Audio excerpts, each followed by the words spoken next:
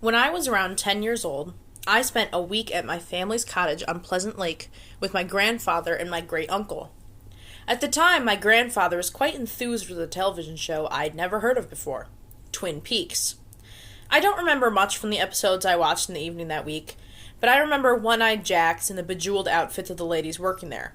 Years later, I rediscovered the series, and it resonated with me deeply. As the resident authority on David Lynch, my goal is to convince you that Twin Peaks is the best series of all time.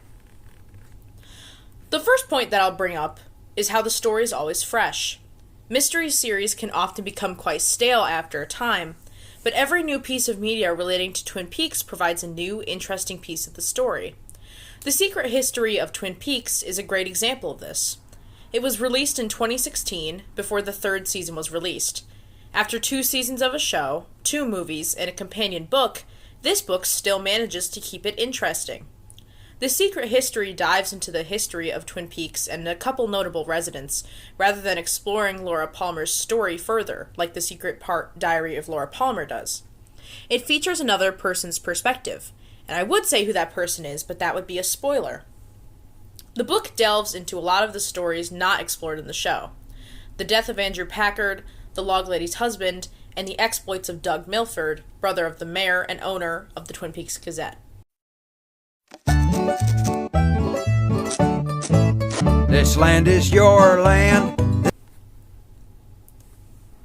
The book also discusses a lot of American history and how it relates to the town. You'll see how George W. Bush relates soon. We start off with Lewis and Clark, and we go all the way to JFK's assassination and the Watergate scandal. Even Dick Cheney is mentioned, on page 301. President Ford turned over that responsibility to his new Secretary of Defense, Donald Rumsfeld, and the man Ford has just chosen as his Chief of Staff, Richard Cheney. Frost intertwines the real history of the United States perfectly with the story of Twin Peaks in such a way that it feels natural. Nothing is shoehorned in. There aren't really logical jumps you have to make. There's no need to suspend your disbelief, which is a plus for myself personally. The last and biggest section of my video is going to be the cultural impact of Twin Peaks. Many television shows of the 80s and 90s became ingrained in our culture.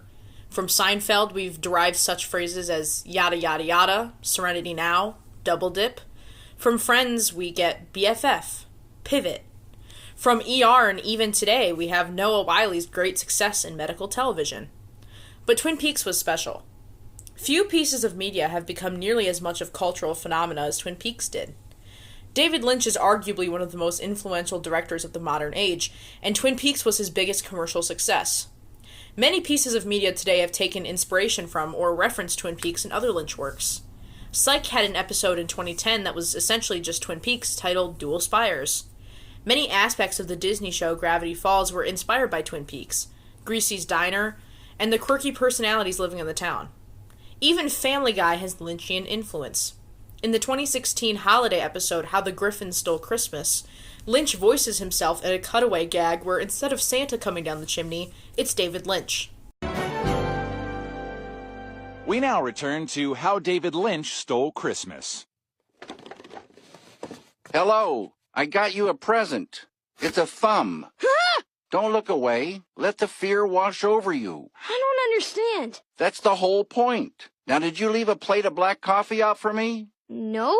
In the future, please leave a plate of black coffee out for me. Also in the past.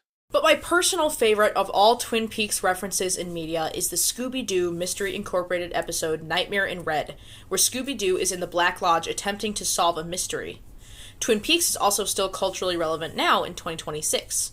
The show experienced a resurgence in fans, especially on social media.